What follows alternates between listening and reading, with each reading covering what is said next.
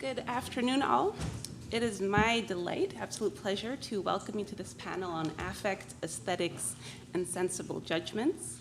Our speakers this afternoon don't really require an introduction, but I'll introduce them anyway. So on my left is Anne Stoller.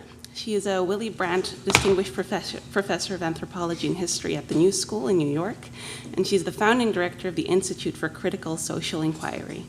She teaches and works on desire, politics, and histories of the sentiment, critical race and post-colonial theory, and has written extensively on the politics of knowledge, colonial pasts, post-colonial presents, histories of sentiment and sexuality, and historical ethnography. Her most recent book, Duress, Imperial Durabilities in Our Times, is coming out with Duke University Press this fall. Then, on the far end is Christian BIET. He is professor of the history and aesthetics of theater at Paris University West, Nanterre, La Défense. He is a member of the Institut Universitaire de France and is currently a regular visiting professor at New York University. A specialist of French and English 17th and 18th century theater, he has written extensively on the culture, literature, theater, and law of the early modern period. He's also a member of the editorial committee of the French theatrical reviews Theatrical and Littérature Classique, and he is the head of the Comédie Française Registers Project, a collaboration between Paris University West, MIT, Harvard University, and La Comédie Française.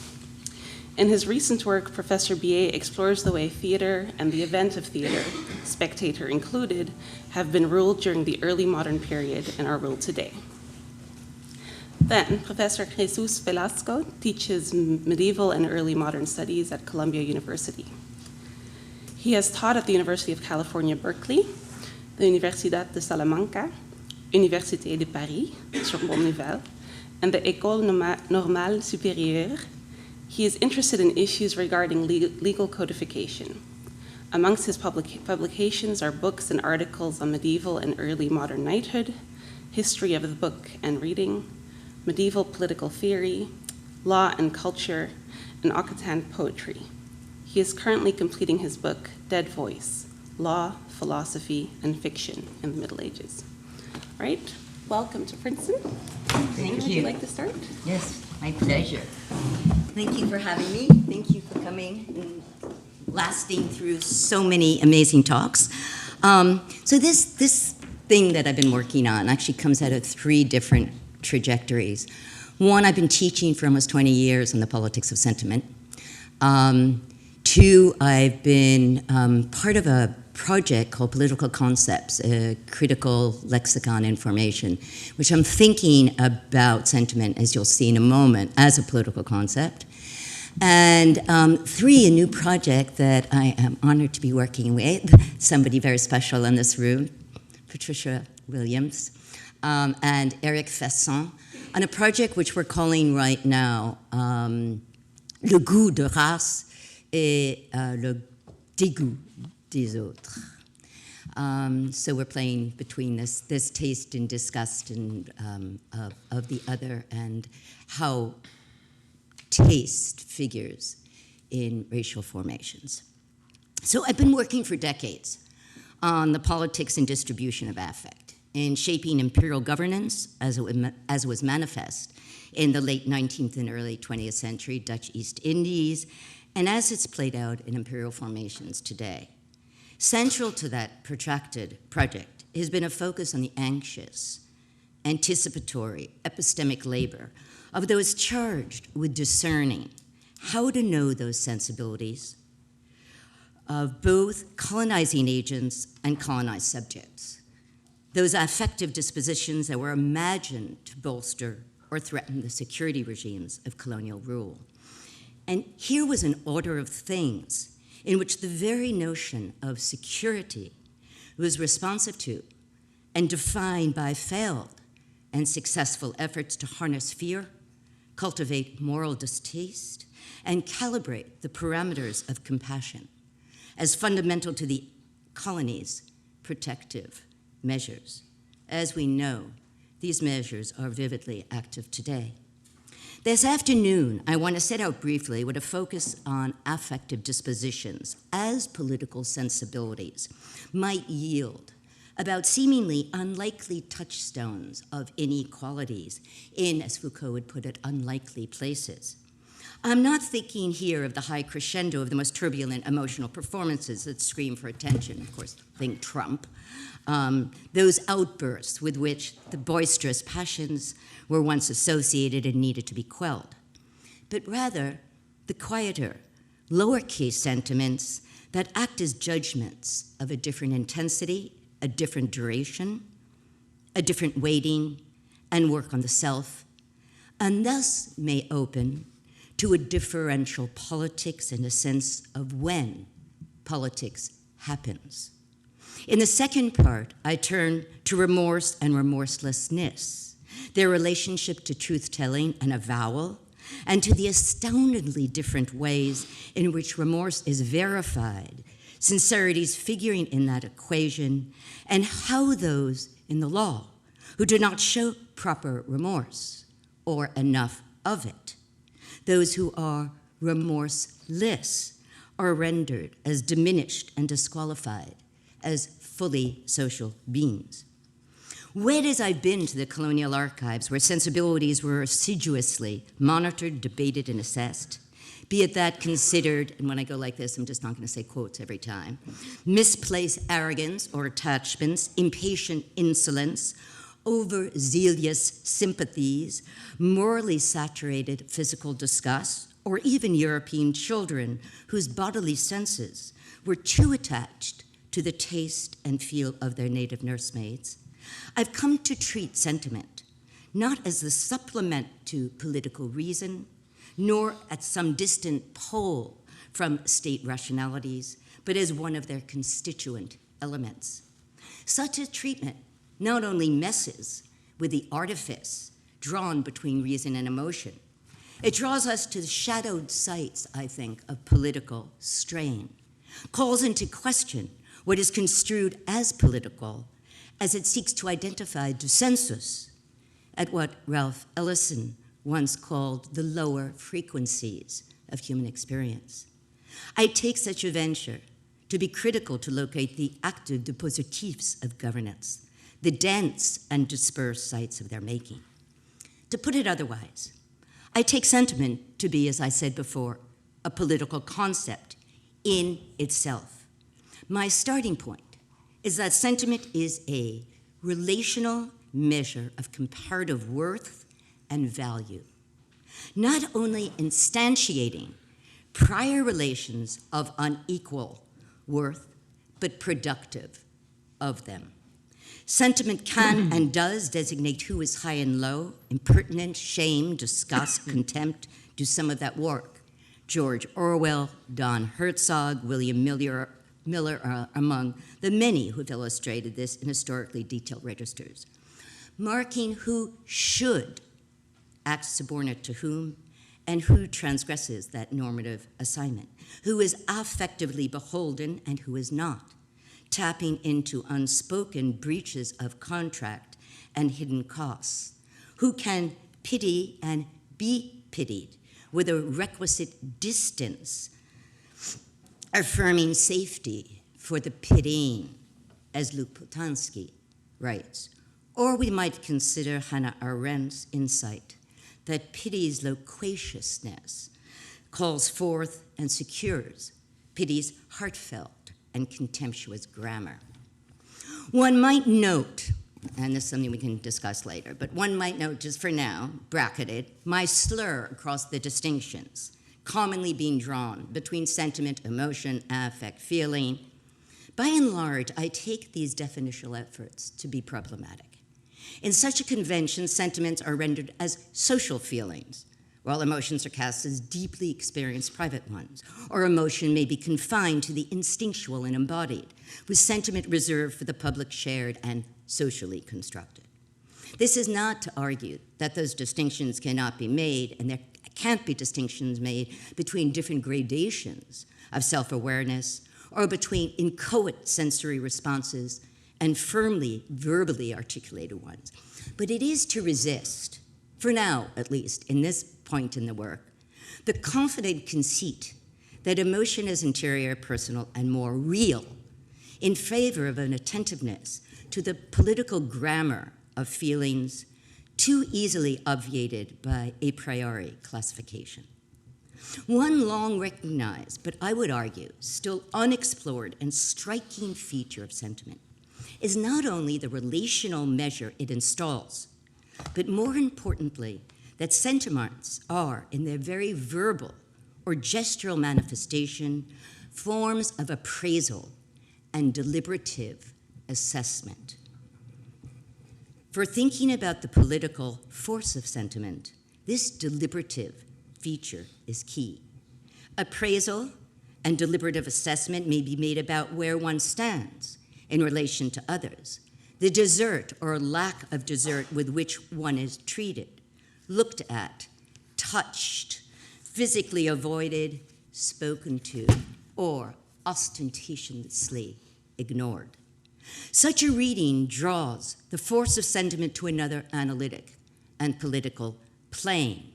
Robert Solomon's long-standing and powerful insight that sentiments are judgments in the plural is not that emotions are the effect of prior judgments alone, though they may be in some cases, but more importantly, that the very enactment of an emotion, be it shame or envy or rage, is an assessment in itself. Such a treatment gives something like jealousy not the status of a mean-spirited, petty reaction, but on the cusp of a right denied, the quiver of a claim. This feature of embodied judgment is not unlike Aristotle's formulation of anger, not the flash of non-containment by which anger is so often parsed, but the affective perception that points to and is animated by an offense against, in the cases that I'm looking at, the assumed equality of a relationship and the stronger truth of disparity. And I need to save here, the wonderful, astute reflections of Danielle Allen thinking through Aristotle's work on anger. Put in an even more pointed way, might we not consider emotions as emphatic or incipient assertions of a veridiction and a verdict in formation? This is not to claim that the emotional outburst tells the truth of the self, nor that the most repressed emotion, read Freud, is the real and does the same. Rather to argue that emotion may be a veridiction about the very terms of a relationship of power, about the lower recesses of subordination, a testing ground of sorts with almost a juridical inflection. For wedged in the folds of a disagreement about how one should be treated is a contested judgment of worth, a scene that, I quote, dramatizes an order of truth, as Foucault put it, in his exploration of avowal. The order of truth would be in more than the disdain expressed, but rather what the assertion of that implicit right to show that disdain at that time to that person shows about the inequality of that relation and about the affective and political force field of its location. Emotions are only freestanding as a thing in a warped rendering that posit them as the erratic, eruptive byproduct of thought, momentary intrusions, rather than the accretion of stored deliberation, the kinetic energizer, not, as John Austin called some declarations of feeling, a mere report, but what I would call part of a calculus of relational estimation, demonstrative, interpretive labor in itself. For sentiments may build on prior beliefs, or those beliefs may actually be forged, as with indignation, in the subjacent recognition of one's treatment as unworthy, registering what is perceived as an injury in the very intensity of the emotion itself, providing access to those sensibilities askew to the radar of easy perception by the self or others, in ways that alter the awareness and the very scene of damage lodged in an over-demanding deference and obligation. Such a treatment would do away with any notion of singular judgments attached to any singular emotion, or in itself reactivate our attunement to that mobile field where envy can fold into desire, conflating, as Sian Nagai argues in Ugly Feelings, the wishing to be and the wishing to have. Humiliations can morph into fury, registering the unjust, or turn to self-loathing and silence. Or shame may be retrofitted or refitted as pride, with pride not canceling out shame, but fueled by it. Or disdain may manifest in a nonverbal register, pleasurable and satisfying at another's cost. Think the seemingly innocuous shrug of disdain, so diminishing that it bleeds into unacknowledged abuse. Or we might look to longing and nostalgia for what one has never been afforded, wedded to revulsion and disgust, as Carolyn Steedman so viscerally describes in her autobiographical political jewel, Landscape for a Good Woman. If you've never read it, just read it in one night. It's extraordinary. Where the yearning for the cut of a dress, the ample yardage that some can afford, and the longing it instills in those who could not, contrast the pull of a straightened skirt that prevents one to mount a bus with grace. At once, a trivial, unmarked marker of disparities of a class deprived of opportunity, of things not being fair, as she put it, out on the borderlands where a proper foothold in society is repeatedly denied, and one always and never really feels one belongs. Alienation as a concept hardly does enough of the work.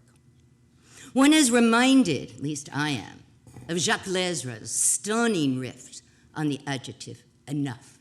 This was in one of the earlier political concepts conference that I'm referring to, where he provocatively asks if enough might just be the ultimate political concept. Steedman poignantly makes the case. For her ever-bitter Lancashire mother, there was never enough. Humiliation, shame, and rage that accompanied the visits of the social welfare agent whose scrutinizing glare at the sight of her home were more than enough to say what was the bottom line, that she was decidedly not enough as a working-class mother. Freighted with different degrees of presence and intensity, sentiment here dissolves as a thing, emerging in cold light as a process of minute sensory calibrations, whose opacities may not adequately yield to ready political recognition or the mandates of epistemic or methodological clarity. The foray I make today builds on those insights as it veers in another direction, one that psychologists of cognitive development have debated for decades, but a subject barely broached by those concerned with affect theory, the history of emotions, or the politics of knowledge. Namely, how we really know the sentiments and emotions of others, and what political purchase and what I would call political treason is invested in the misrecognition of what we construe others to feel. The misnomer of a preliminary foray on assessments of affect in the law belies the fact that it's actually where I began my work on racial categories some 30 years ago, on how colonial authorities imagined they could measure what they could not know. At issue was an 1884 legal document. See, I started with law, I didn't keep going there. Stipulating what it took for a native, an indigène, to be granted in colonial Java the status of European equivalents. And what the evidence was that the person, and I quote, this is from the legal document, no longer feel at home in his native being. The prick of the punctum, as Barthes might have it, is in every evaluative word. The verb, to feel, gevoel, the noun, at home, to house, and the ambiguous colonial neologism inlander zijn, native existence, native being. But the shock was as much in what was not said, in the arrogance of assumed capacity to ascribe how one felt, how to make that assessment, who would be charged and qualified to do so, and what would ever count as enough legal proof. This many decades later, I remain arrested by this sentence, by an audit of affect on which colonial and international law would depend, with respect to mixed marriages, respect to adoption, inheritance, a whole bunch of cases of law cases I'm not going to go through. Rivaling, I think, the genealogies of abnormality Foucault so assiduously traced in his 1975 Collège de France lectures, to show how a condition of a maladie was converted into a kind of being who was inherently dangerous, defined by, I quote Foucault, an irreducible nucleus in resistance, disobedience, insurrection, literally in an abuse of power, barely perceptible, but detected by gesture, regard, return to Pat's talk earlier, stance and speech. The resonance with the Department of Homeland Security's identification of dangerous persons and potential terrorists is not par hasard. The politics of sentiment and sensibility, how they are imagined to be known, the leaps of faith that they could be accurately assessed, gives us some sense of the knowledge game in play, at once opaque and nefarious, the inequitable, undeserved, disparate treatment that the audit of sentiments is designed to mark. But as importantly, when sentiment, condoned or condemned, excessive or is insufficiently expressed, becomes an object of thought, a proof of the necessity that society needs to be defended. Il faut défendre la société. And thus a treacherous political site of adjudication. But should we then posit that sentiment is a surplus, it spills beyond conceptual frames, as Adorno charged for so much of the grid of life experience? Or take these troubles with sentiment as a political concept, as an object of inquiry in its own right, as I think Raymond Williams tried to do, and he would signal with his structures of feeling, his effort to capture those conditions of political possibility lodged in so much of feeling left as the remainder that hovers on the edges of personal sense and inchoate social political form, what he called beyond semantic availability. Emergent, potentially political, ample with possibility, or decimated in its tracks before it can be actualized, evading designation and severed before it could be named. Common treatments of sentiments were cut out, major part of the paper too. Think mid-20th century disciplines, okay, as they were sort of merging in the 70s, the 60s, 70s, into thinking about emotions. I'm not thinking here Aristotle, the Stoics, or Spinoza. Share of tendencies of an emotion. It is taken as an incapacity of feeling that reflects not the act, but the quality of the person that exceeds the act. And unlike remorse, which no longer is tied to its earlier sense of compassion and pity, a person without remorse is still defined as one who knows neither compassion, pity, nor compunction. Whatever the indictment actually may be for a misdeed, remorselessness in the law doubles the indictment again. We might look to the iconic existential novel of the 20th century, Albert Camus' The Stranger, whose central figure, Meursault, a nondescript Frenchman in colonial Algeria, is not condemned to death for not enough remorse in killing an Arab on a beach in the blinding heat of an Algerian afternoon, as Kamal Daoud, in his recent rewriting of the story from the perspective of the brother of the Arab slain, with the Arab repeated 36 times, shorn of a body and name. He is condemned instead for not showing remorse, not enough emotion at his mother's funeral and the proceedings for the day before. If remorse is a promise to act in the future and feel in a particular way, remorselessness is deemed to verify something else. Again, it's not the opposite of remorse. Remorselessness is not just that absence, but much more. Even in a standard dictionary, remorselessness is defined by, and a synonym, this is fascinating, I think, for obstinacy, recalcitrance, relentlessness, obduracy, and cruelty. Remorse is endowed with ethical approval, whereas a remorseless person is outside the pale of societal norms and punished more severely on multiple counts, for a lack of submission to the normative demands of the law, for being inept at showing contrition in the forms that should be made legible, for remaining non-compliant to the moral demands of society. The law wants remorse, but as much the show of shame before oneself, the evidence that one has not fled, as Levinas would put it, from oneself.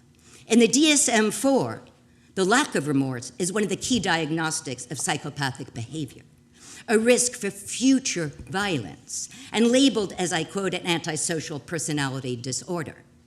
The moral condemnation of remorselessness is so intense and pervasive in and out of the legal system, despite the fact, and there are so many studies, that have found no correlation between the propensity for future violence attributed to it. Still, it is one of the crucial justifications for why more severe sentences are given to those unable or unwilling to show remorse in the normative and allegedly recognizable forms it's expected to be displayed.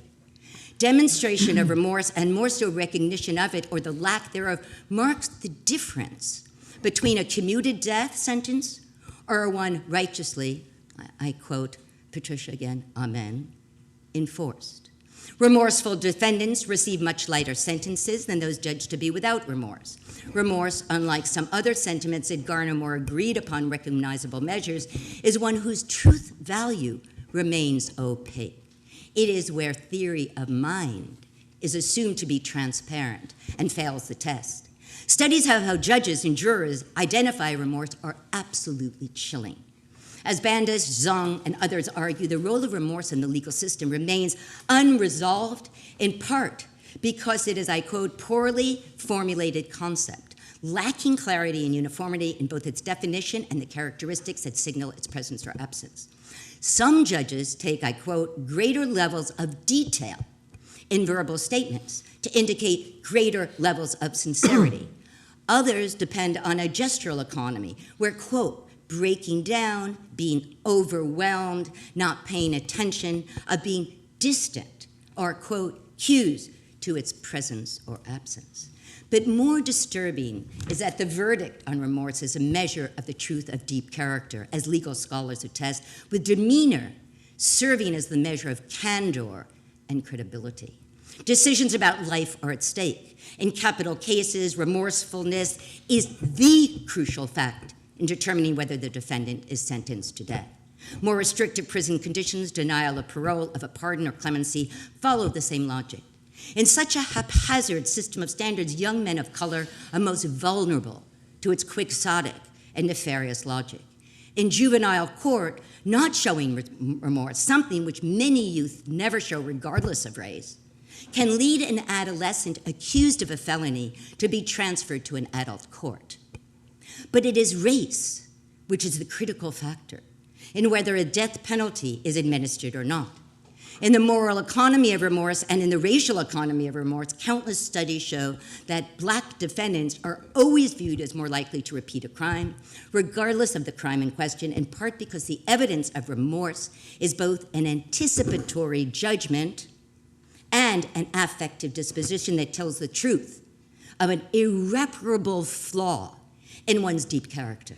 The extent to which compassion operates is limited to those undeserving of the suffering, Martha Nussbaum's problematic argument, because remorselessness alone rendered those to whom it is attached, I have only one more page, as sufficiently suffering and thus deserving of harsher treatment. So her whole analysis of compassion just doesn't work there. On the fact of it, it has no articulated political balance. Remorselessness figures in a moral economy, a charge against those not deemed to inhabit a moral habitus that is our own. But it does so as well, I would hazard, in an unspoken, articulated political economy as well. For what if we look at remorselessness in another way? among those who see the life conditions of privation committed against them as unjust and refuse remorse, disavowing acquiescence to remorse as a truth-telling act. If we take remorselessness not to be the sign of immorality, but as an appraisal, as a set of judgments in an other moral universe, to be remorseless may be a valediction in itself, a form of parousia that fits some of its basic requirements, that it is in the agora of public declaration, the court, something that refuses a certain authority, and importantly, is an act that puts one at mortal risk and subject to death. Remorselessness returns us not to the criminal deed, but to the deep character of one whose assault on the normative requirements to feel or feign remorse could be a political emotive in itself. One might imagine, do I have time for another page or no? Yeah. Sorry. One might imagine, thank you, Jesus. One might imagine that Foucault would have taken these histories of such mutable feelings as his charge. He is, after all, the one who reminded us that every sentiment has a history, even the most notable, the most noble, and a political valence, as does avowal. But it's curious how he does and does not.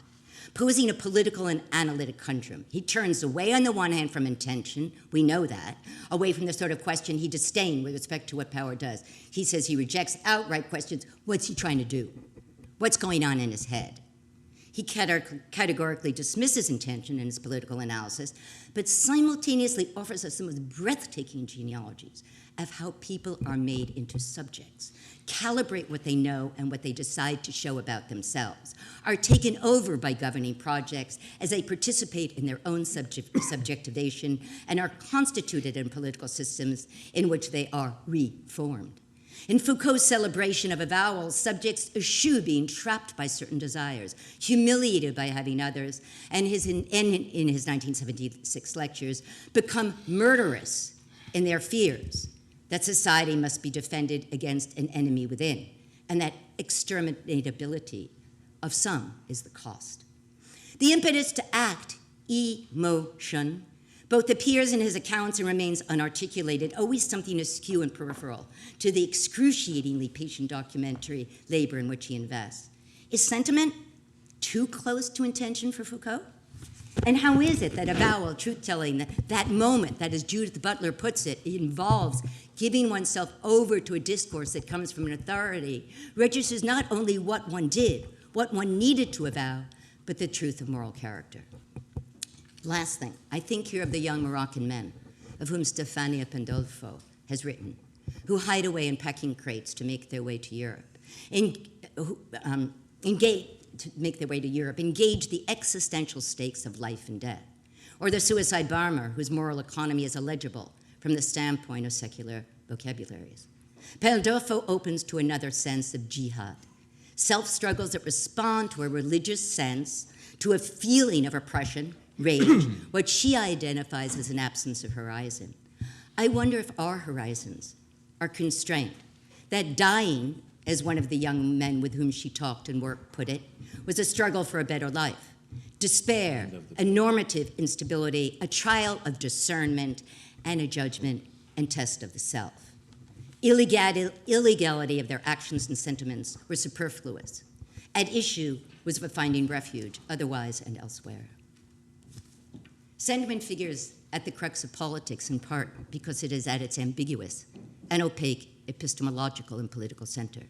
It may be that we need to be more humble in the face of what political valence such sentiments express, and more humble about what we know and can politically assess about what we don't know enough. Thank you. I'm sorry to go over.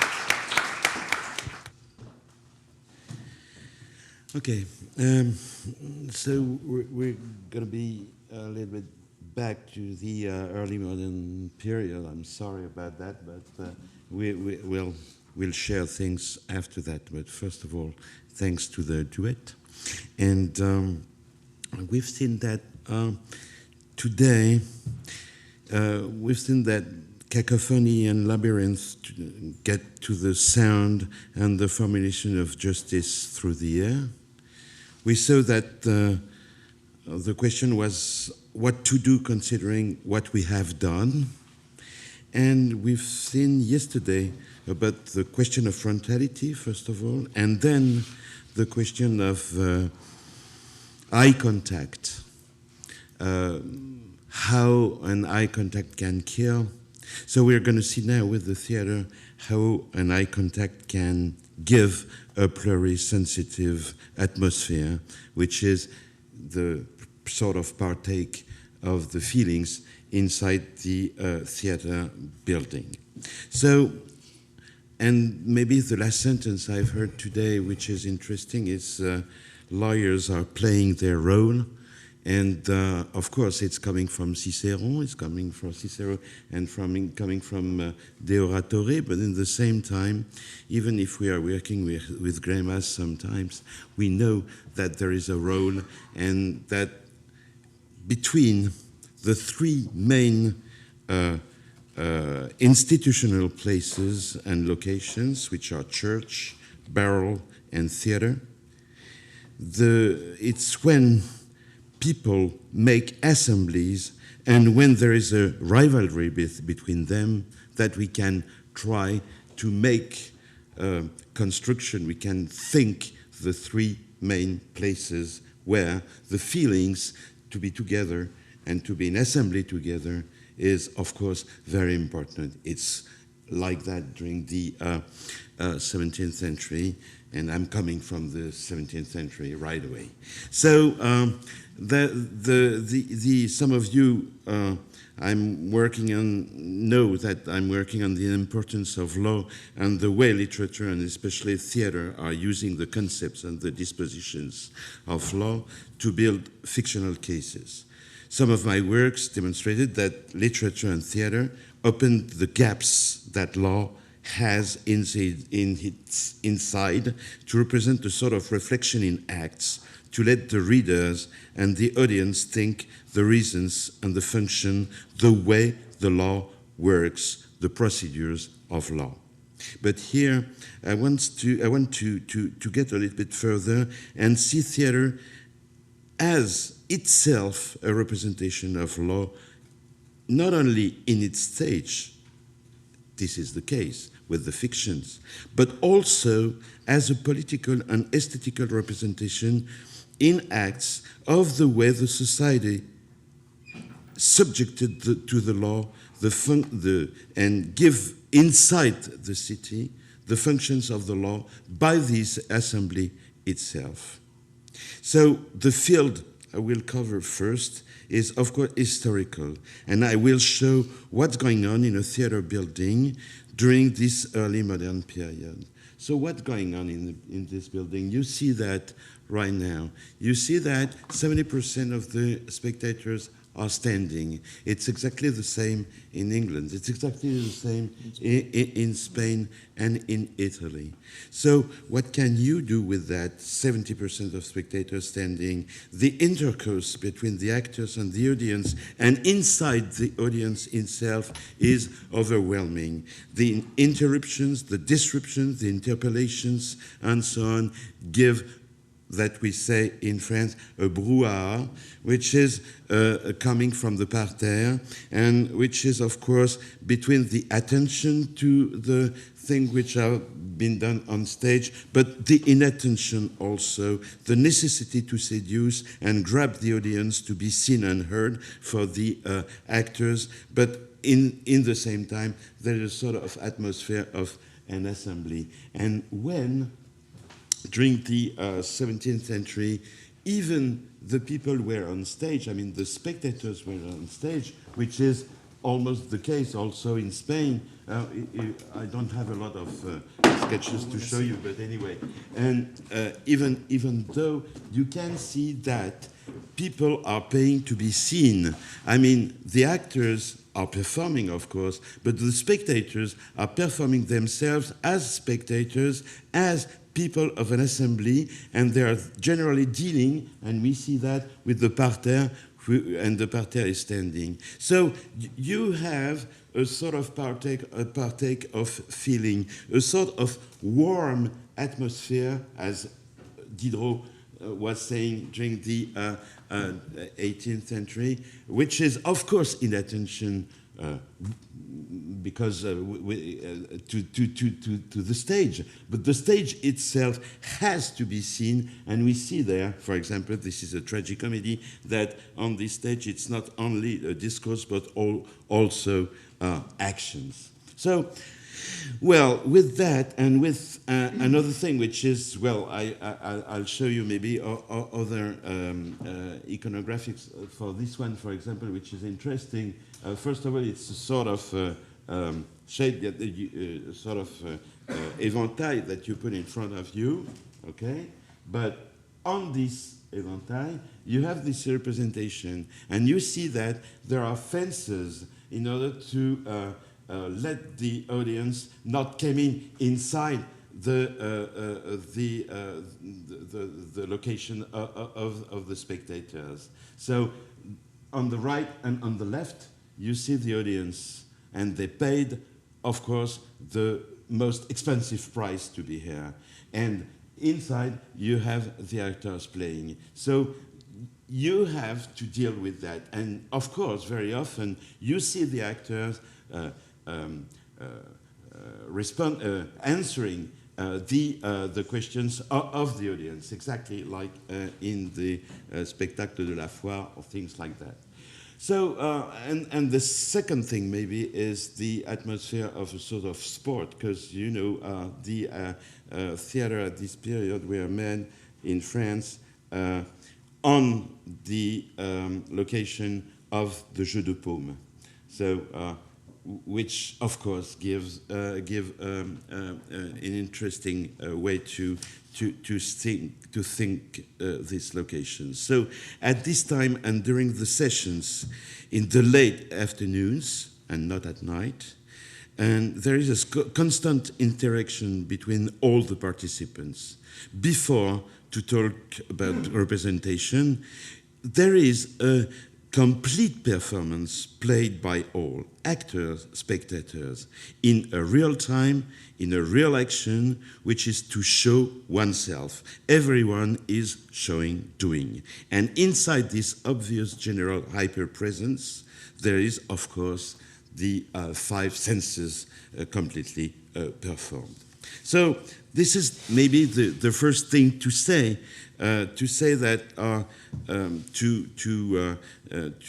the idea in this paper is not only to understand how the theatrical way to be was mainly the question of the inattention, but also that theatrical judgment experience takes place through the presence of the bodies on stage and in the audience, suggesting not only that theater is an alternative way of knowing, thinking, and practicing law and judgment, but also a way to get inside a legal and political action through different senses.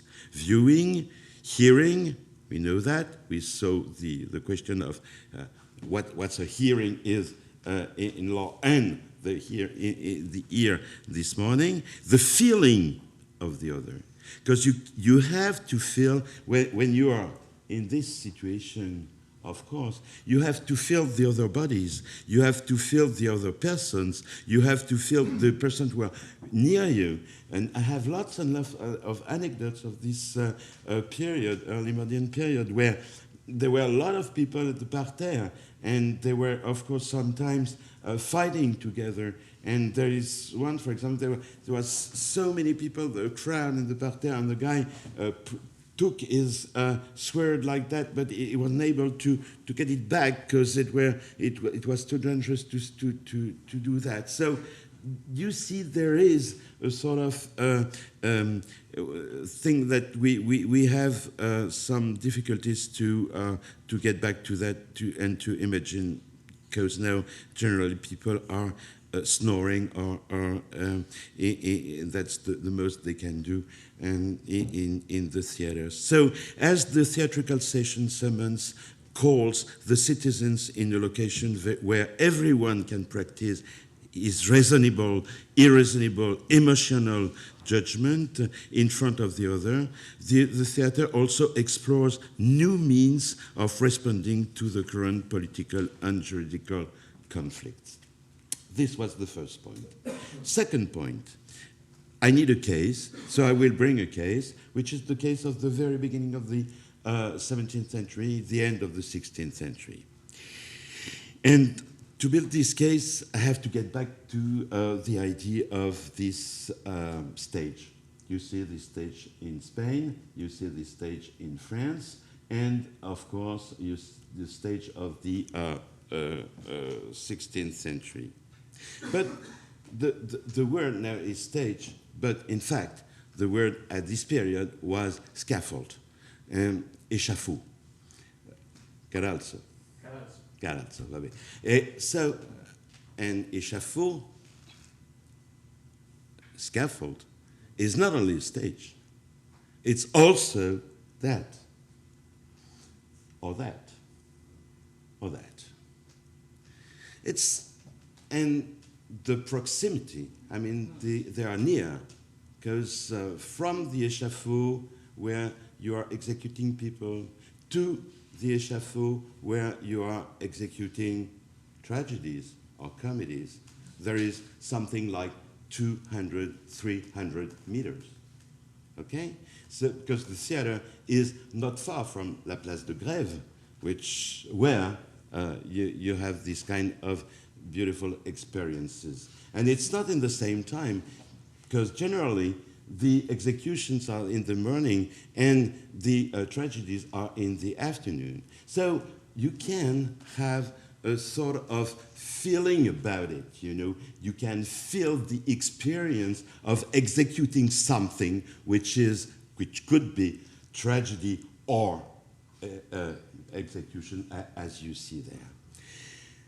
So that means that the first moment of the French tragedy and the first moment of the English tragedy too, is the moment of the scaffold. And it's not completely non-interesting to think that on this scaffold you have bloody, terrible, cruel things to show, which is the case with Shakespeare. You have, of course, Titus Andronicus, which is a nice thing to see, of course, and you have exactly the same things, the same tragedies at this period at the end of the 16th century and beginning of the 17th century in France. So why? Maybe there is a question there, which is how to do something like a sort of reenactment of the cruel atrocities of the recent history.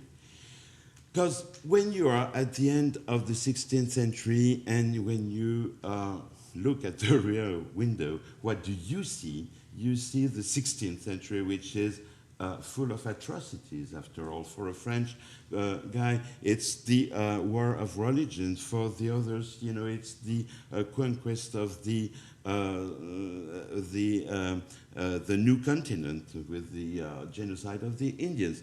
And in the same time, it's the beginning of the slavery also. So what do you see when you see the 16th century? And if for example, you read Montaigne, in the same time, you see the atrocities which are just before you. So what do you see on the theater? You see the new atrocities that you can put on stage, where you can seize the audience, where you can grip the audience and put them in front of the scaffold, in front of the just past atrocities through the question of the fiction. So when I said that, I said in the same time that it's an easy way to get the audience and put the audience in a moment of attention. Because if, of course, when you are like that, in the middle of a brouhaha, you have to take the audience by the throat and to show to the audience the violence of something which was completely accurate 20 years ago or 10 years ago and put them in front of a judgment to give. So this is a question which is a question that we perfectly know because we are just before the disasters of the 20th century. But they know that in the beginning of the 17th century, they have to judge cases, and they generally the tragedy bring cases in order to let the audience judge the cases together in this brouhaha, in the same time, in this assembly, as I described it before. So this tragedy of the scaffold, this which is facing the just past historical horror, that the tragic authors are mainly taking they are taking the way of cruelty, they are taking the way of excess, they are taking the way of fury as a mirror of the acts which had been just performed. It's how they interested the audiences, as the tragedy genre definition is not yet ruled by the notion of tragic. This is much more the question of bloody, the question of horror, the question of guilt, and the question, of course, of death, which is in the center of the tragedy. And that is the way the idea of tragic was understood by the contemporaneous audience. And we easily can mention these tragic plays linked to the end of the catastrophes, the end of the religious wars, and marked by the historical disaster, first appeared like an aesthetic and spectacular disposition of all the exceptional but possible transgressions that man can perform. So, in front of the performance, the cruel, bloody performance man can do, the audience has to do something. But the audience is unable to do that because the audience is not playing. They are performing the way they see, but not the way they act, because the action is the question of the actors and not of the spectators. So between the actors and the spectators, there is an interaction, and this interaction is the interaction of the judgment, the interaction of the feeling of the judgment.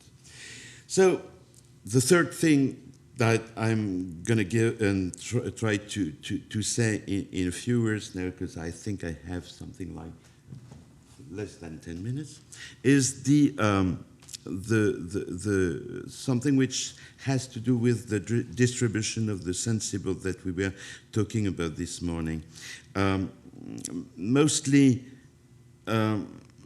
there is a distribution of the oral performances, even if there is a distribution of all of the places. Of course, I don't mean that there is a complete democratic way to get to the theater. When you go to the theater, for example, you have to, I'm skipping some things, but you have, that's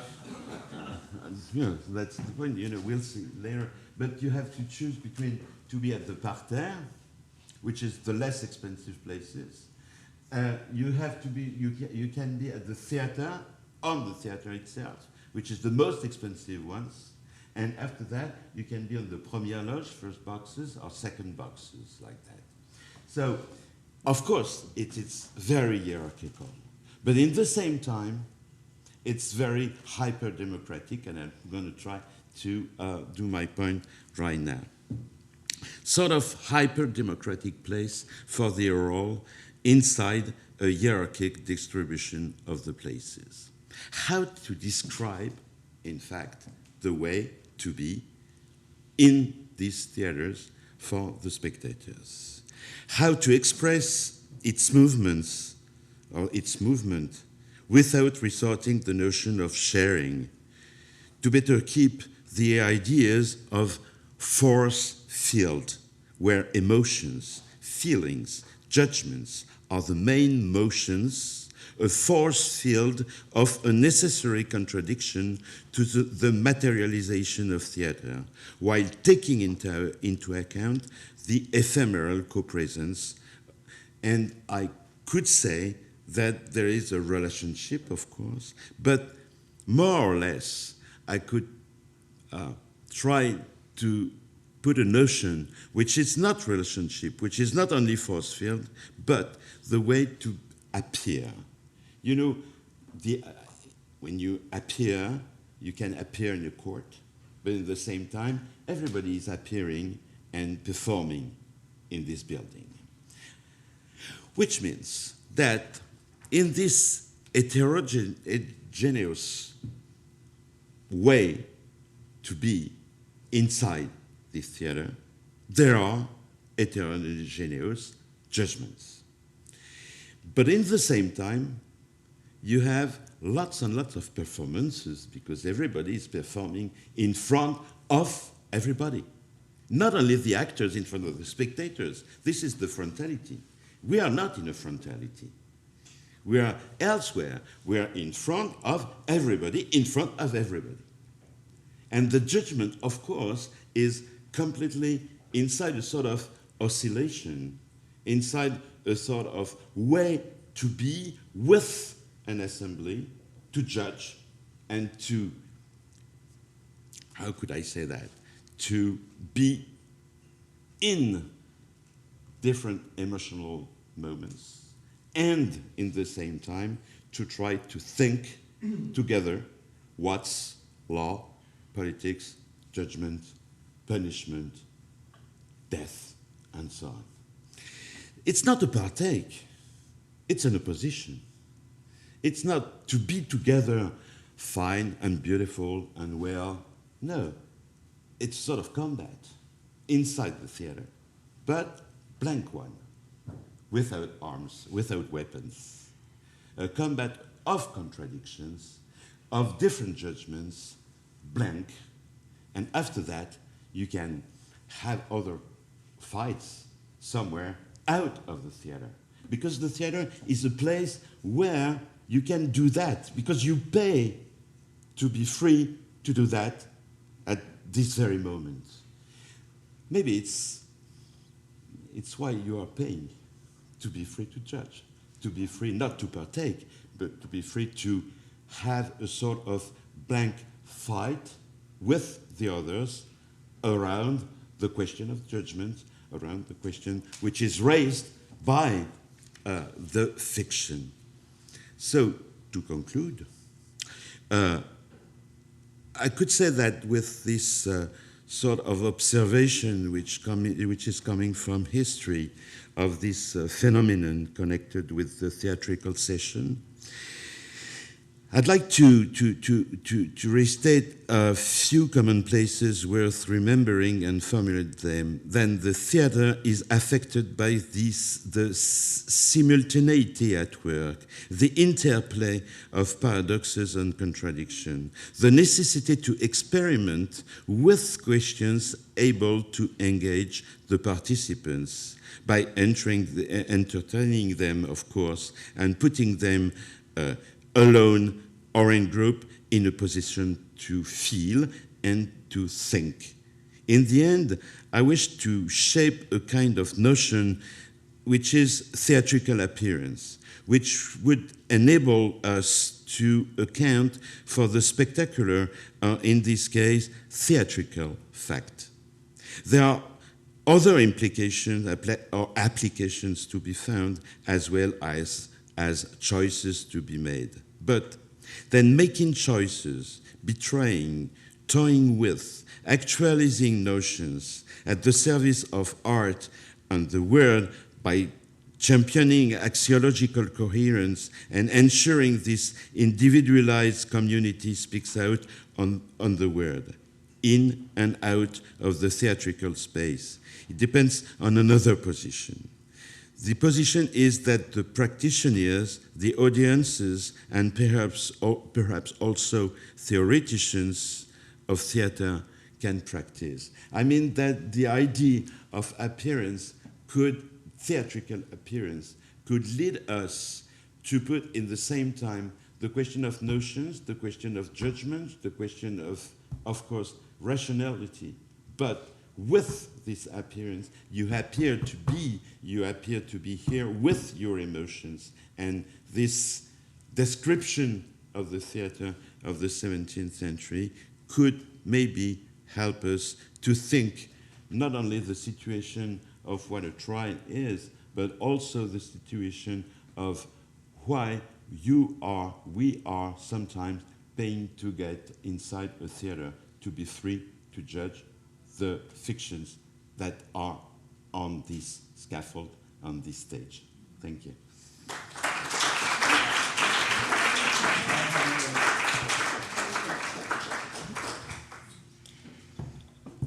Thank you very much, Sir Jane. Thank you for your patience, but thank you also for your very kind introduction. I would like to begin by thanking Daniela and Nofar for this fantastic meeting and giving me the possibility not just to be here to talk, to address you, but rather to learn from you. This is a conference that challenges me to rethink parts of my project from the vantage point of a conceptual paradigm, in this case, the hashtag Synesthesia of Law, hashtag Synesthesia of Law. And indeed, this conceptual vantage point helped me looking through my project in general, and in particular, the two last chapters of the book I am finishing. One of them is on legislating friendship, and you'll see why. And the other one is the last chapter that is, whose title is Sensitive Souls, that I will sort of present now. Before anything else, and at the risk of repeating ideas that have already been expressed, I needed to wonder what is hashtag synesthesia. Because if Patricia Williams thought at first that this was going to be a conference on neurosciences and the law, I am just a medievalist and a philologist, and not a very good one for that matter, for a second thought that I was going to be in a conference on rhetoric and the law. By now, we might have been reminded 1,000 times of the etymology of the word synesthesia. Indeed, it comes from the agglutination of the Greek preposition syn and the Greek noun aesthesis. The preposition means with, and the noun refers to the perception through the senses. Those words gave birth to the verb synaisthenomai, which means many different things in authors ranging from Aristotle all the way to the Hellenistic period. Meanings include, above all, to perceive simultaneously or self-awareness. The first meaning is very straightforward, although it isn't. The second one seems to indicate a certain self-awareness about the way in which one perceives, the way in which one separates the work of the different organs of perception and their effects, and how those effects are affects that fall upon one's body. This meaning is more complex and can only be derived by means of exegetical work of the original texts. The verb synaisthenomai comes out 2 times in Aristotle's Nicomachean Ethics, book 9th, regarding love and friendship.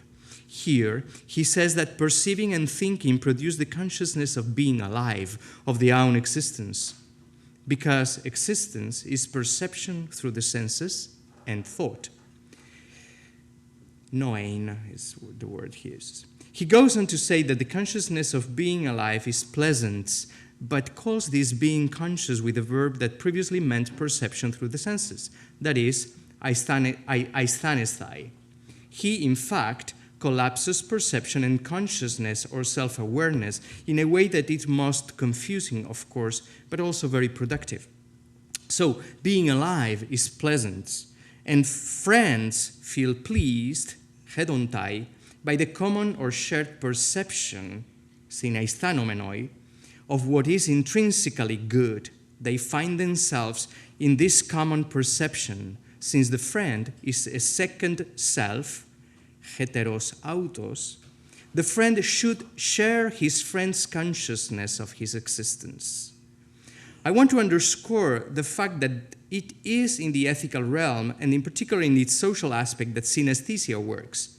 Aristotle's Eudemian Ethics mentions how life is perception through the senses and knowledge in this moment, not thought. And that life in common, or social life, if you wish, is nothing else than a commonality in the acts of perceiving through the senses and knowledge. The typographical equivalent of the sentence in Greek that I have spared you would require italics, bold quotation marks, and underlining in order to reproduce the insisting emphasis of the concept of commonality, marked with the abundance of the proclitic preposition syn, Sützen, as life in common or social life, synesthesastai, or as perceiving through the senses, etc., etc. At any rate, translators, that is, those translators I have been able to check, seem to have been traditionally challenged by the conceptual map of synesthesia, and have been eager to find paraphrases that would give a meaning close enough to the question encompassed by the Aristotelian usage, which, by the way, could be completed with other usages in later authors. I particularly like, however, the linguistic play deployed by one of the many Latin translators, but one of the most read and one of the less known, Giovanni Bernardo Feliziano, an Aristotelian and anti-Neoplatonist. Giovanni Bernardo's translation was published in Venice by the Juntas in 1562, about 10 years after his death. The printers also accompanied his translation with Averroes' commentary to the Ethics, of which, as you know, we lack the Arabic original. The translator decides to translate the verb synaisthanomai with the Latin verb of similar construction, consentire, in one instance, and sentire simul in the other. The noun deriving from the verb consentire, so to feel together, should be logically, this is Latin 101, consensus. But the Latin translator prefers to play with the noun conscientia, consciousness. So I have enjoyed wandering around the early meanings of the word synesthesia, which are more complex than I have now tried to convey. But what we can see is how profoundly ethical and political they are. We just got a hint of that with Aristotle, but it is the same in Plutarch or Polybius or many other authors who recycle the notion, even if it is often just for emphasis rather than any other thing. The Aristotelian stakes are clear. I'm sorry to say, but perhaps they aren't, but it's a fiction that they are clear. If existing is perceiving through the senses and thinking, there is only one way to understand social life, political experience, or existence, sorry. Social and political existence require a certain commonality of perception and thought, a commonality that is not just about creating consensus, but rather about becoming conscious of the other by trying to sense with the other's senses and know with the other's thought, sensing with or thinking with. Now, you probably remember that passage from Lacan's 20th seminar, Encore, in which, among many other things, he says that since we think with our soul, we think with Aristotle. We do not only think with our soul, we also, in good Aristotelian theory, sense with our soul. Whatever affects us, it does affect our sensitive soul. Whatever we think it with our rational soul. When we breathe, our soul is breathing for us, our generative soul. These three souls do not come from the ethics, but rather from Aristotle's peripsyches. Lacan's students, to the desperation of their master, had not bothered to read this book the day he said that, or he explained that we think with our soul. If they did, maybe they would have corrected or completed him. It's, however, unimportant. What is important is that we all, like Lacan's students, are not reading the anima, the peripsyches. I normally refer to the book with a Latin title for whatever reason, because I'm a medievalist. Not only because it is a fascinating reading, but also because it was one of the most commented books in the Mediterranean basin. and that without it, we cannot well understand all the political, theological, and legal strategies going on in Islam, Christendom, and Judaism, as many of those strategies derive from the commentaries to the Greek philosopher. Indeed, there is a point in which sensing and thinking, ethics and politics, inhere in the soul. My project deals with what I call the project of the problem of perplexity. I will explain very briefly what I mean by that. But in this case, I'm just going to analyze the incorporation of the Aristotelian philosophy on aesthetics in a 13th century body of vernacular legislation called the Siete Partidas, or 7 parts. My argument is that maybe we should be redefining what we understand as legal aesthetics. Aesthetics had been a much larger, cross-disciplinary philosophical investigation that dealt with the ways in which the senses, 5 internal and 5 external, or any other count of senses, it doesn't matter, perceive, and how a subject makes judgments based on the interactions that take place within the processes of perception. What is then a legal aesthetics? Well, legal aesthetics is embedded, inscribed in the very construction of the law. It is not something separable from the law. In terms of synesthetic investigation, it is an aesthetics that asks what it means to sense through and with the senses as they are regulated by the law. And what does it mean to think with the law as the horizon of heuristic, hermeneutical, ontological, and epistemological investigation? This argument may feel tremendously perplexing, but it is so in a very specific way. Perplexity was an important and multi-layered concept for medieval thinkers, and in particular for medieval lawyers. The best known meaning for this notion is the so-called casus perplexus, to the study of which Leibniz devoted his JD dissertation. There are other less known, like the abundance of casuistry regarding what canon lawyers and theologians alike consider the perplexitate conscientiae, so the perplexity of conscience, arising from all those moments in which the subject realizes that no matter the decision she or he makes, the result will always be a sin.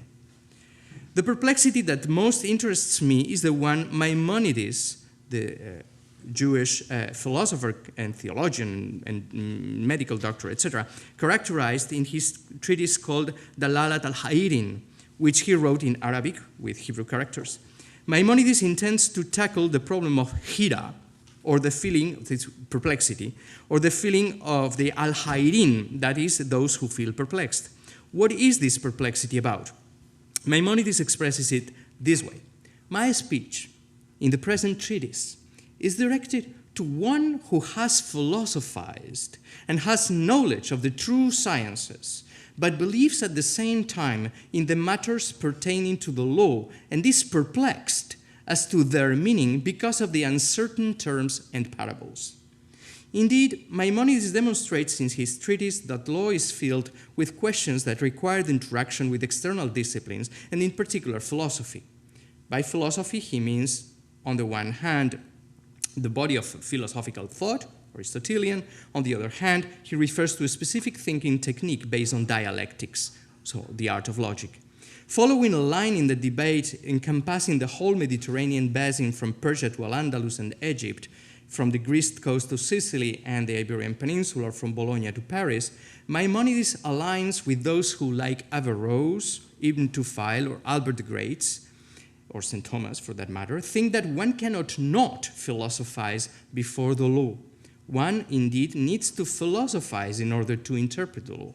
Likewise, Maimonides demonstrates that there are many rhetorical and poetical devices that inhere in the textuality of the law, and that those need to be submitted to some sort of interpretation, of which he offers hints along with full-fledged exegesis. The history of this sort of perplexity is too complex to address now. It involves the articulation and discussion of what is philosophy, how does it interact with the other sciences and disciplines, whether it has limitations derived from other disciplines that claim an intellectual higher ground, including theology and the law, etc. It also involves the articulation and discussion of interpretive methods and techniques, as well as the social and political impact of scriptural exegesis and the many senses of the sacred page. In the middle of this Mediterranean and European discussion, there is a special role reserved for a body of legislation produced in the Kingdom of Castile and Leon, in the Iberian Peninsula, in the third quarter of the 13th century, the so-called Siete Partidas, whose fonction législateur is King Alfonso X, the X. This code, it's always an enigma. This code is important for many reasons, including its imperial expansion of the constitution of a vernacular jurisdiction that encompasses original theories of sovereignty. Furthermore, it is important for my project because of the way in which it addresses this question of perplexity, not from a critical point of view, but from the perspective of the production of the law and the expansion of the legal discipline. The legislator embraces the challenges of perplexity to produce a legal code that actually expresses itself with philosophical corpora and fictional devices of all kinds. In other words, the legislator does not claim the necessity of interpreting the law with philosophy and tropological exegesis. He rather claims the necessity to legislate with philosophy and tropological exegesis. As I am going to be presenting in the following minutes, one of the ways in which the legislator embraces perplexity is precisely by incorporating the question of synesthesia through Aristotelian aesthetics within the legal code and within the legal discipline. In order to do so, the legislator devotes many different parts of the codification to create the legal subject, the juridical persons who will need to refashion themselves according to the legal code. This collectivity of legal subjects is what the legislator calls the people, and that he is eager to redefine. And for this definition, actually this definition has two parts. In the first one, the people, this is the definition. Some think that the word people means the common people, as for instance, artisans or peasants, but it is not so. For in ancient times, in Babylon, in Troy, and Rome, which were very important places, all these matters were regulated according to reason, giving each thing its proper name. People are called the union of all men in common, those of superior, middle, and inferior condition. For all of them are necessary, and none can be excepted, for the reason that they are obliged to help one another in order to live well and be protected and supported. That's the first definition. And the second definition that comes right afterward, it says that the people is the sensitive soul of the kingdom. In order to demonstrate the second part, Alfonso, the legislator, invents a politics of the soul by including synesthetic thought within the process of legislation. So, the people is this new juridical subject in which, as we have seen in the first definition, the people, the legislator tells us what the people is not. And the second is productive. The people is all of us. And the third one is the people is the sensitive soul of the kingdom. This is certainly not independent from the philosophical discussions and inquiry regarding the soul and Aristotelian aesthetics that I referred to. What is original in Alfonso's take is his tropological legal interpretation of the soul and the deployment of what we can call a politics of the soul.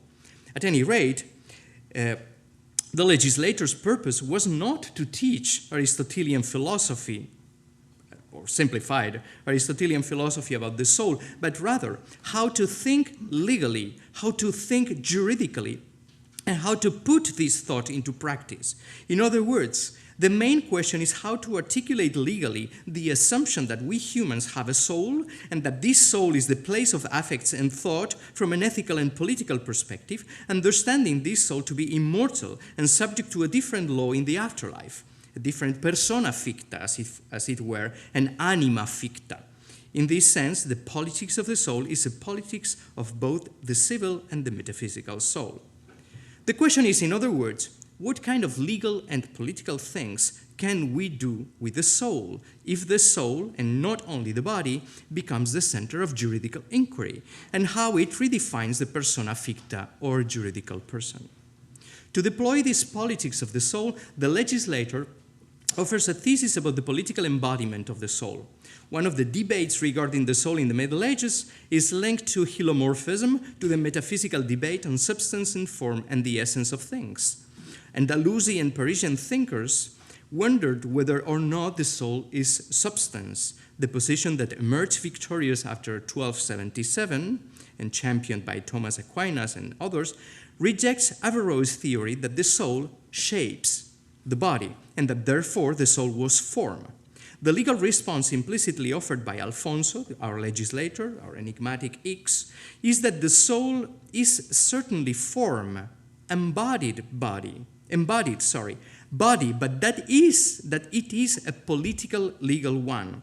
Souls shape politics and shape the body politic. That is, they shape the organization and functioning of society. How do they do it? What are the ways in which this legal thinking can be capillarized in society? So though there are parts of this legislation that are specifically devoted to that, especially one of the titles addresses the sensitive soul under the premise, as we said, that the people is the sensitive soul of the kingdom and that this soul is in charge of perceiving and processing by means of 5 external senses and 5 internal senses. Each law in this chapter is structured in 3 parts. The first part contains a definition of the sense it intends to deal with. There are 6 laws devoted to the 5 external senses, because there are 2 for the sense of taste, as we will see, and then 5 more laws regarding the 5 internal senses. The second part, develops the comparison, including the tropological reading and the fictio legis, that, in other words, that there are not separate linguistic operators to distinguish between these 2 thinking operations, one that interprets the sense and the other one that enforces it juridically. This second part describes the aesthetic political responsibilities of the people, while at the same time it legislates about them. The third part of each law expresses the penal sentence in the case of an infraction of rule contained and interpreted in the first 2 parts. The sense of sight, the legislator explains, is naturally devised to see things from close up and from afar, and to distinguish forms and colors in things.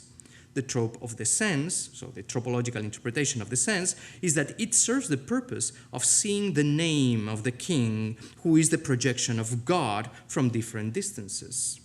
Political and legal sight are fundamental for the protection of the king's name, the king's life, and the king's fame, the integrity of his dignity. In this sense, the fictional device permits the because tropology is a fictional device, permits the transformation of physical sight into another kind of surveillance that leads to a legal responsibility with political consequences. The third part of the law closes in the legal responsibilities by identifying the punishment due to those who break the legality of the previous 2 parts. Supporting his argument, Alfonso specifies that breaking this rule is punished with a capital penalty, or if the life of the convicted person is to be spared, he must have his eyes removed, thus establishing a final connection between the crime, the tropological reading, and the legal consequences on the organ of the external sense. By describing each sense, the law also gives a typology of the crimes against the king and the kingdom, crimen majestatis or lesa majestatis. The laws thus regulate how to understand legality. Legality implies learning how to feel politically, how to manage political affects. Feeling politically, or learning how to translate feelings into political thought and political acts is in its turn crucial for legal concepts regarding the integrity of the kingdom, or conversely, the inception of a civil inquest. Indeed, notions like fame, rumor, public opinion, and public knowledge, systems of observation and perception of the functioning of the kingdom, are at the core of a jurisdiction for which civil inquest is a method of mutual surveillance. The Inquisition, right? Furthermore, along with political feelings and political aesthetics, these laws also regulate their contrary, which we can conceptualize as a rejectable anti-aesthetics of power. The citizen's virtue is learning how to read natural feelings as political ones. Sensitive stimuli provoke positive political performances. Anti-aesthetic reactions to the same stimuli constitute the frontier of crime against the kingdom itself. Here we see how vernacular jurisdictions are constituted both in civil and penal terms. The tension between aesthetics and anti-aesthetics in legal and political terms is the result of the displacement of the concept of pleasure. The senses are not just perceiving organs and means of obtaining knowledge, but are also ethically, morally constructed. They are designed to feel pleasure when confronted with adequate stimuli and displeasure with inadequate ones. Confusing these stimuli leads to crime.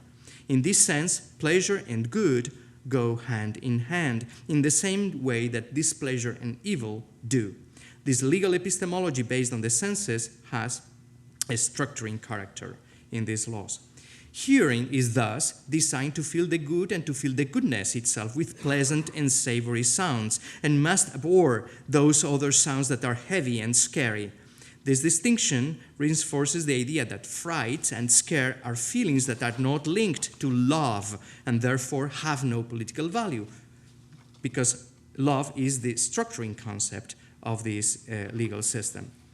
The pleasure of good hearing must be attuned to political feeling regarding what is heard about the king. The trope puts the responsibility of expanding the pleasure of good on the people's shoulders, as they must watch out for unpleasant sounds about the king made by other subjects in order to forbid them from making such utterances, or help justice to understand the breaking in the public fame. Feeling good about what must be abhorred and confusing the relationship between pleasure and good is a crime of lèse-majesté. Similar readings constitute the legislation about olfactory sense. For those who feel good about the king being damaged and dishonored are known traitors and must suffer the penalty corresponding to those who could have hampered the crime and did not so. That's a quotation. Likewise, the other external senses, taste and touch, build on the central trope of the politics of pleasure in order to continue with the development of a complete semantic field that permits the people to talk about and to remember the relationship between sensing, feeling, good, evil, and their political and criminal counterparts or consequences.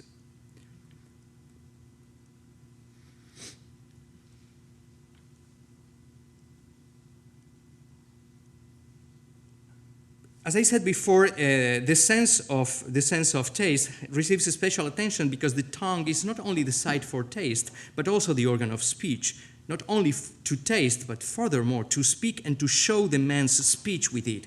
Here, there is a double trope, one of taste in terms of pleasure obtained from healthy tastes, which are immediately related to the health of the king. But taste is related to bad, unhealthy food, just like the things that can harm the king. The second part is directly related to speech and the bitterness of the lie, which abhors nature. This distinction is also important because it introduces the concept of fame as one of the crucial political and legal themes that helped the increase of the papal and monarchical government. The introduction of fame in the systems of social, political, and religious surveillance meant the consolidation of papal and monarchical jurisdiction. Our legislator locates the civil balance of the concept, which is essential in legislating regarding the civil inquisition, which is something quite new at that time. The introduction of the concept of pleasure as a political artifact and as a legal feeling is also present in the second trope, the speech trope of taste. Lying abhors nature. It is not natural. It was not created by God. It is man-made, and in this sense, one could say that lying is an institution. So the mind, the intellectus, or the anima, the soul, as this concept can be synonymous, feels the greatest and most loyal pleasure in the practice of truth and consequently in truth-telling. The legislator uses another structure across these three parts for the 5 internal senses of the sensitive soul. The obtaining of political pleasure and criminal resolutions are still the horizon of each of these senses and the topological relationship between aesthetics and legality. Then he proceeds to talk about the senses that are within and are not apparent, beginning with the most important common sense, which in Aristotelian psychology is theorized after fantasy. But I want to focus in the 5th and last internal sense to be regulated at the top of the hierarchy, which is memory. It is the most important because it is the repository and guardian of the other senses, both internal and external, and it is able to assign a time to each of the things that have been registered and collected. These, in their turn, can be retrieved according to necessity in due time. The trope, or the topology of this, is in fact a powerful fictio legis, or legal fiction, that regulates the 2 things that need to be remembered. In the first place, the people must remember power itself and sovereignty as the central expression of power, and that this sovereignty is above the people as it is practiced by the king. The individual who fails to remember this principle of power, good, will lose all of his property, all of the things that establish his relation to his share of power, as he must be disenfranchised. The second thing they must remember is another institution, legal institution, the institution of dead voice, that is legal writing. In particular, they must remember commands, mandamientos, which are the whole set of rules and laws codified in the partidas, in this code, and the posturas, which is a word widely used in the partidas to designate contracts, documents, and many other legal transactions that can be ascribed to the concept of dead voice and that become new once they are presented in its written past form. Remembrance here is of the past, but like dead voice itself, memory makes it new. Retrieving a remembrance means to enforce it again by means of its content in sovereignty and legal power. I'm finishing and concluding. Synesthesia may be the name for an aesthetics of the law, a sensing with the law, a feeling with the law, but it does not come free from charge. Synesthesia in this sense does not mean that there is a requirement to sense things according to the vantage point regulated by a given legislation, a rule, a statute. It also involves something deeper, something that we have called a politics of the soul, like the one we have seen analyzing some of those laws. You all may remember,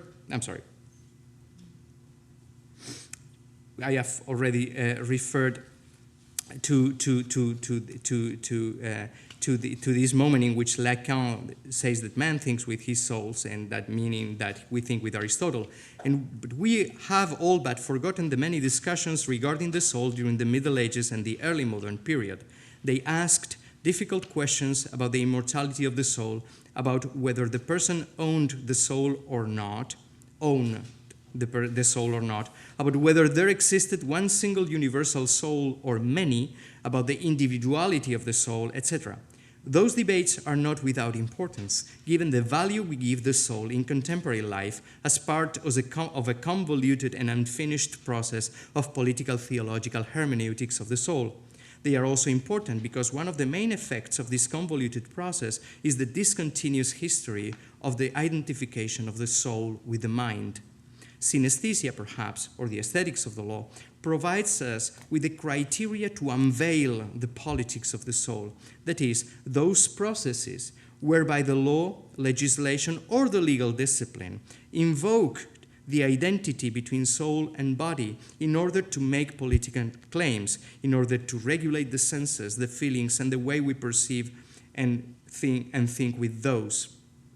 It also provides us with a critical question. Do legal disciplines and legislations, jurisprudence and regulations have somehow deployed strategies to rule the way juridical persons perceive with both the internal and the external senses, thus implementing an insidious politics of the soul?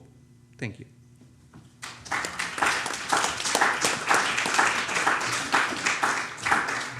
The floor was in other disciplines. For example, there are many legal norms that were in theology, that were, you know, in different, let's say, knowledge or fields. And I think that it may be a very important question. Can you? Yes, I think that it could be a very important question to know where is the law. Yeah. Not only what is the law, but where is the law? That's right. So it's a very ancient question, but it's a very, I mean, it's a question for the present. Totally. If I could just Okay. footnote you before you start, that one of the things I was thinking apropos of your question is, you said, Jesus, the law teaches us how to feel politically. I wonder if the transformation is not that political and social life teaches us how to feel legally. And that's where the shift is in a later period from what you're looking at. Certainly, I'm referring just to a certain body of legislation in which there are two things going on. On the one hand is that it doesn't just give you the laws, but also the legal discipline.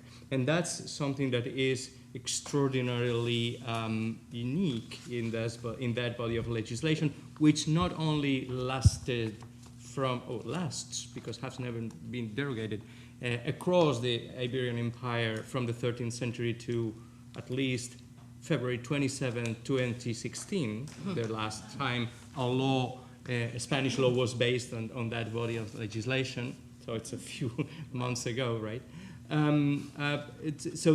But as I said, this is body of law that also invented a legal, that it was a vernacular legislation that also used, that also built the legal discipline itself, not unlike the Islamic ijtihad, so the art of thinking legally. And it is in that sense that it is not just a way to actually convey norms, regulations, obligations, rights, etc., but also a way to capillarize this kind of legal thinking. How do you actually think with this? How do you, considering that you are not what the one you thought you were, that you are now a legal subject that belongs in this new definition of the people, so what do you do with this? And that's what is amazing about this body of legislation. And that, in a certain way, goes to say, or goes to not to fulfill, because I don't think it is fulfilling anything about that, but intervening in that debate elicited by people like Averroes or Maimonides, etc., which is, so is the law an autonomous discipline or not? And if it isn't, it is an autonomous discipline, what we need to take off from our dealing with that discipline itself.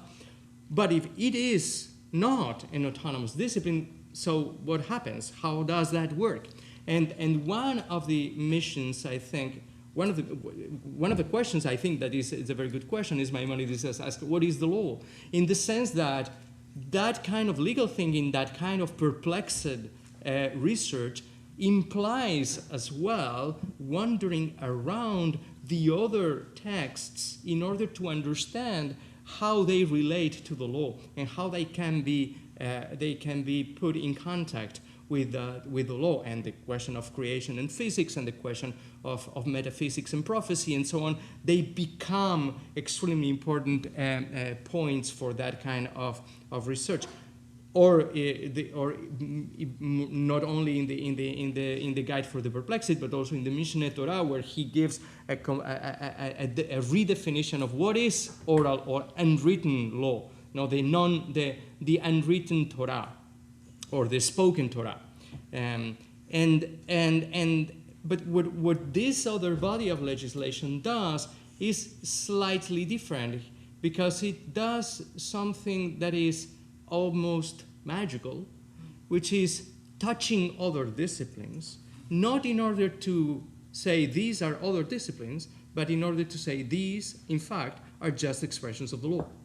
So as soon as they are touched by the legislator and they are incorporated to the legal body, they kind of stop being philosophy or being fictional devices, etc., etc. They become part of this expanding idea of the legal discipline that is an all-encompassing discipline in a certain way. It wants to regulate. It wants to deal with everything, or with every action, if you wish. And in that sense, you can't talk about actions without the agents. So those agents, of course, they are fictional devices at their turn, fictional persons or fictional or juridical persons, etc., etc. But this is the kind of movement that this whole body of codification is in effect. Where is the law? Wherever I touch with legal discipline, it becomes in a certain way the law. And it's amazing to what extent that is present even in the movement of touching, the legal movement of touching history, or the legal movement of touching philology, or the legal movement of touching all those other disciplines, even completely absurd disciplines, I mean, not completely absurd, but, minimal disciplines like codicology or polyography, determining when a text was written. Now, that kind of minimal detail that is essential to the production and lasting and enforcement of documents, right?